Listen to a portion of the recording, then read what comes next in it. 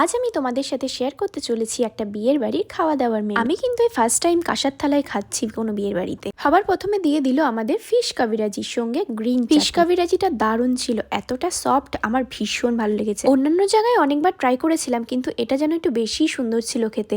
আর সঙ্গে ছিল স্যালাড। আর এটা খাওয়ার পরেই কিন্তু আমাদের চলে আসলো বেবি নান সঙ্গে পনির বাটার মশলা। পনির বাটার মশলাটা কিন্তু দারুণ, আর বেবি নানটাও এত সফট ছিল, দারুণ লাগছিল খেতে। তারপরে চলে আসলো ভাত, আর এখানে ভেজ ডাল। ডালটা দিয়ে ভাতটা মেখে খেতে কিন্তু ভালোই লাগছিল। আর তারপরেই চলে আসলো আম কাতলা।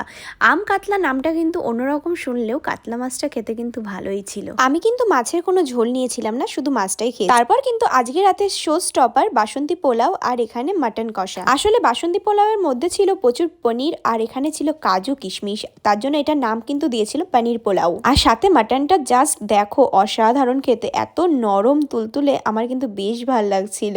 আর তারপরে চলে আসলো চাটনি সঙ্গে মুচমুচে পাপড়িটা কিন্তু অসাধারণ খেতে ছিল, একদম ঝাল না, টক না, মিষ্টি না, বেশ ভালো লাগছিল খেতে। আর সঙ্গে দেখো দিয়েছিল দু রকমের মিষ্টি, মিষ্টি দুটোর নাম আমার মনে নেই। একটা দিয়েছিল এই সন্দেশ টাইপসের মিষ্টি, বেশ খেতে ভালোই লাগছিল, যেহেতু আমার মিষ্টি খাওয়া বারণ তাই আমি একটুই খেয়েছিলাম। আর একটা দিয়েছিল এই গোল মতো একটা মিষ্টি, এটা ছিল আমের মিষ্টি। আবার শেষে হাত ধোয়ার জন্য দিয়েছিল আমাদের গোলাপের পাপড়ি দেওয়া জল।